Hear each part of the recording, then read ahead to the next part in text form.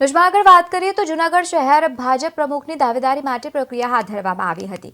ગિરનાર કમલમ ખાતે પ્રક્રિયા હાથ ધરવામાં આવી હતી। ભાજપ નેતા વનરાજસિંહ ગોહિલે શહેર ભાજપ પ્રમુખના ચૂંટણી અધિકારી તરીકે ઉમેદવારીને સાંભળ્યા હતા। જૂનાગઢ શહેર ભાજપ પ્રમુખ માટે કુલ 40 લોકોએ દાવેદારી નોંધાવી હતી, જેમાં મહિલાઓ, યુવાઓ સહિતના નેતાઓએ દાવેદારી નોંધાવી।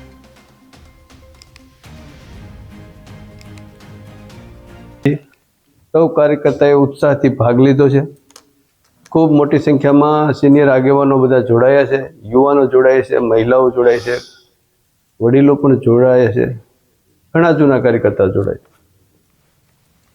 અને ખૂબ ઉત્સાહપૂર્વક એમને પોતાના ફોર્મો રજૂ કર્યા છે અને તેમની સંખ્યા થઈ છે કુલ। જે પ્રમાણે ફોર્મની સંખ્યા થઈ એ જ બતાવે છે કે ભારતીય જનતા પાર્ટીમાં શિસ્તબદ્ધ રીતે કાર્યકર્તાઓમાં કેવો ઉત્સાહ છે અને એટલે જ આટલી મોટી 40 જેટલી સંખ્યા આજે અહીંયા પ્રમુખ બનવાની દાવેદારીમાં કરવા માટે પોતાનું નામ નોંધાવ્યા છે।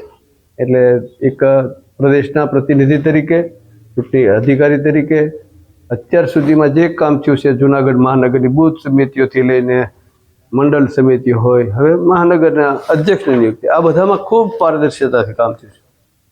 એટલે જૂનાગઢના સૌ શિસ્તબદ્ધ કાર્યકર્તાને પણ અભિનંદન આપું છું અને મને ખાતરી પણ સૌ કાર્યકર્તાએ આપી છે કે અમારામાંથી કોઈ પણ અધ્યક્ષ બને પાર્ટીમાં, અમે સૌ સાથે મળીને જૂનાગઢ મહાનગરની જનતાના હિતમાં બધા સાથે મળીને કામ કરશું।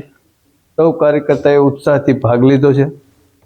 ખૂબ મોટી સંખ્યામાં સિનિયર આગેવાનો બધા જોડાયા